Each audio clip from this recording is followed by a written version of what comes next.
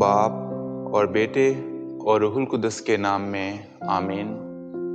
ہمارے لیے آج کی تلاوت مقدس پولس رسول کا کرنتھیوں کے نام دوسرا خط، اس کا 9واں باب 6 آیت سے لے کر 10 آیت تک۔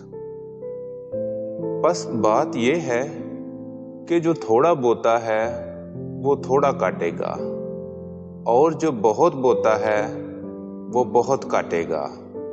ہر ایک جس طرح اس نے اپنے دل میں ٹھہرایا ہے اسی طرح دے، نہ غمگینی سے اور نہ ناچاری سے، کیونکہ خدا خوشی سے دینے والے کو پیار کرتا ہے، اور خدا تم پر ہر طرح کا فضل بڑھا سکتا ہے، تاکہ تم سب چیزوں کو ہمیشہ پوری کفایت سے رکھ کر ہر قسم کی نیکوکاری میں بڑھتے جاؤ۔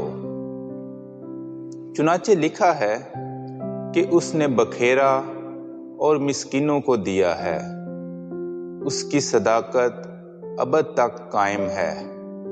پس جو بونے والے کے لیے بیج اور کھانے کے لیے روٹی مہیا کرتا ہے، وہ تمہارے لیے بھی بیج پیدا کر کے اسے اگائے گا اور تمہاری صداقت کے پھل بڑھائے گا۔ کلام اقدس کا پڑھا اور سنا جانا ہم سب کے لیے باعث برکت ہو۔